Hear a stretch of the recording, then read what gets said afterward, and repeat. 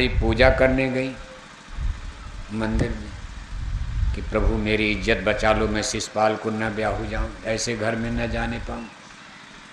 भगवान के अंतर्यामी बताओ कौन मोबाइल मशीन है, उसमें कोई मोबाइल वोबाइल तो था नहीं। यही तो अध्यात्मवाद है। रुक्मिणी वहाँ याद कर रही, भगवान के द्वारिकापुरी में सुन रहे हैं और तुरंत वहाँ से चल दिए। बलदाऊ से कहते भैया हम जा रहे हैं विदर्भ देश, घटना है, आप अपनी यादवों की सेना लेकर जल्दी आना। तो बलराम जी ने कहा भाई साथ चलेंगे, अकेले कहाँ जाओगे, झगड़ा हो जाएगा।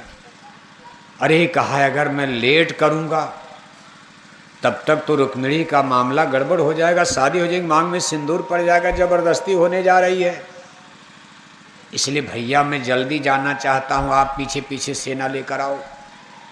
अब सेना जाने में तो समय लगेगा और भगवान के तो उड़कर चले जाएंगे, क्या फर्क पड़ता है।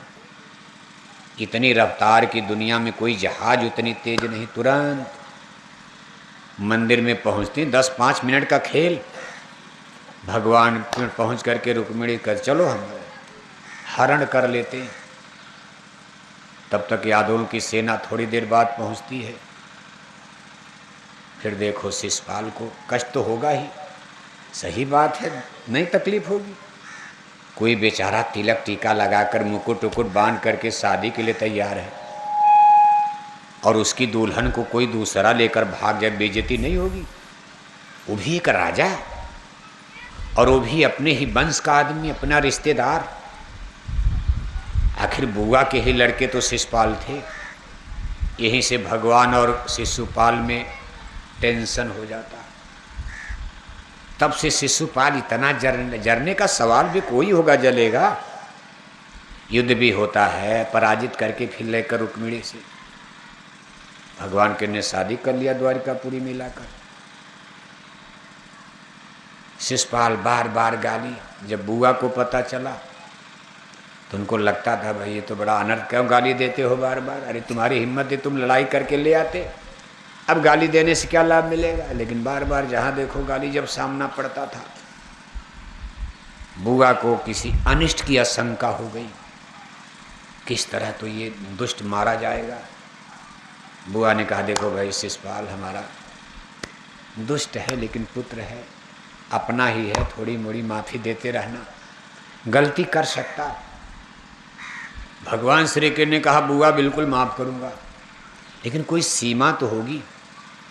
तो सीमा बना दिया, कहा 100 गलती मैं इसकी माफ़ करूँगा, ये मेरा 100 बार अपमान करेगा, 100 गाली देगा, माफ़ी, लेकिन जिस दिन 101 हो जाएगा मैं माफ़, कब तक माफ़ करूँगा। और देखो विधि का विधान, राजा युधिष्ठिर के राजसूय यज्ञ में,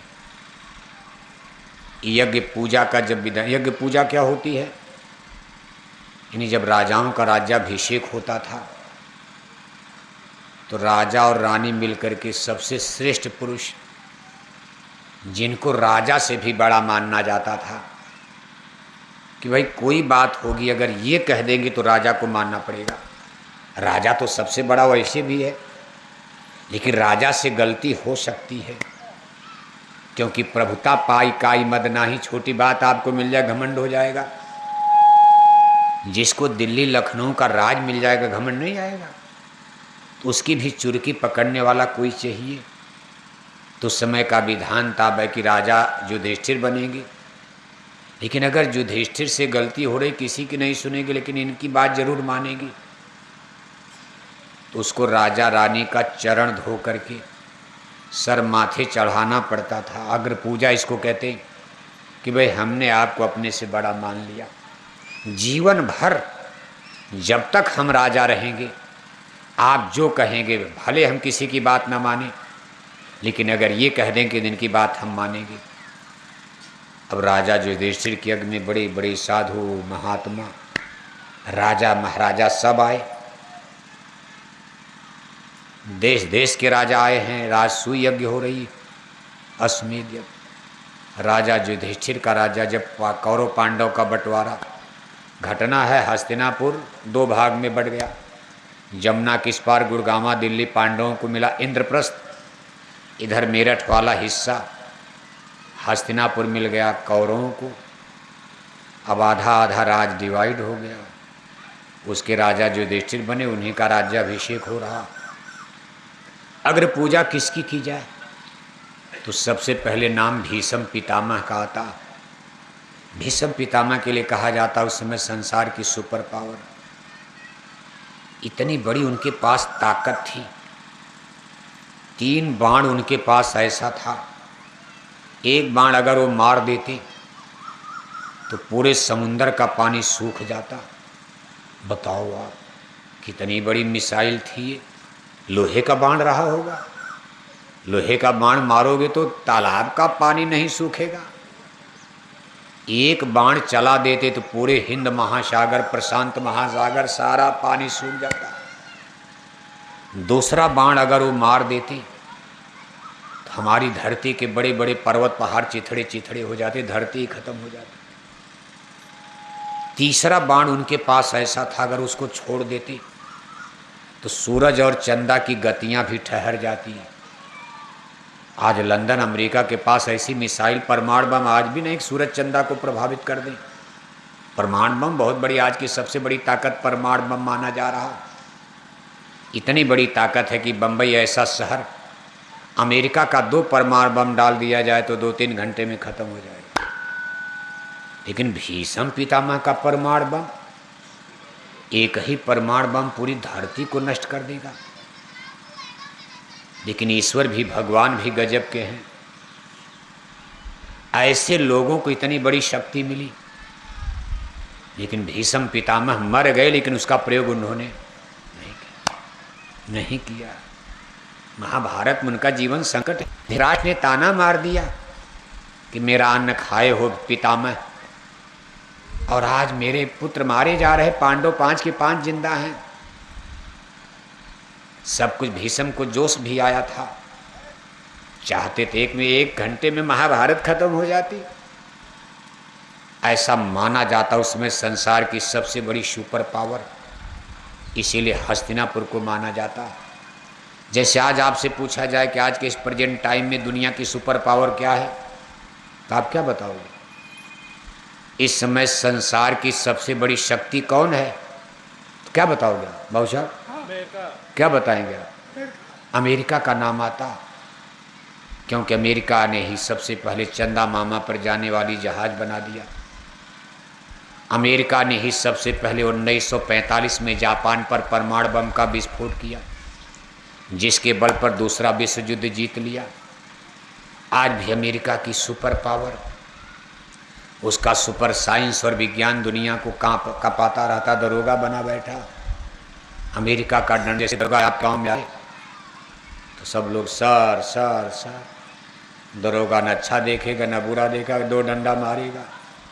दरोगा पुलिस को सुनते हैं, उनकी ड्यूटी यही है कि 2-4 डंडा मार के दहशत पैदा करो, डरवा दो सबको। कोर्ट कचहरी अदालत में एक जज की ताकत बहुत है, लेकिन जज किसी को डरवाता नहीं, डंडा नहीं मारता। लेकिन दरोगा पुलिस की ड्यूटी यही है कि गाली दो, डंडा मारो। गलती कोई की है, सामने गांव में कोई पड़े 2 डंडा बजाओ, बाद में पता रहे हमने मंत्री जी को मार दिया, क्या फर्क पड़ेगा, हाथ जोड़ लेना। मंत्री लोग भी मारे जाते हैं। दरोगा डंडे के बल पर बना जाता, लेकिन गुरु ज्ञान के बल पर बना जाता। अमेरिका दुनिया का विश्व गुरु नहीं, दरोगा बना बैठा। और किसके बल पर? परमाणु बम की ताकत के बल पर। अमेरिका की छड़ी जब उठती है तो संसार के तमाम राष्ट्राध्यक्ष गड़गड़ गड़गड़ गड़गड़ गड़गड़ काम जाते हैं। आज आप देख रहे एक छोटा सा देश इजराइल, 93 लाख उसकी आबादी है। आपका इटावा, यौरिया, फिरोजाबाद, आगरा जोड़ दिया जाए, इजराइल हो गया। 3-4 जिला जोड़ दो उत्तर प्रदेश के, इजराइल तैयार। इतना छोटा सा इजराइल और 57 देश मुसलमानों का दुनिया में, बताओ 57 देश, और चारों तरफ से इजराइल मुसलमानी देशों से घिरा है। लेकिन आज मुसलमान उसके सामने कांप रहे हैं। क्यों? अमेरिका ने सपोर्ट कर दिया, कहा लड़ने दो, 2 लोग लड़ेंगे, अगर कोई तीसरा आता है तो हम इजराइल के साथ खड़े हैं।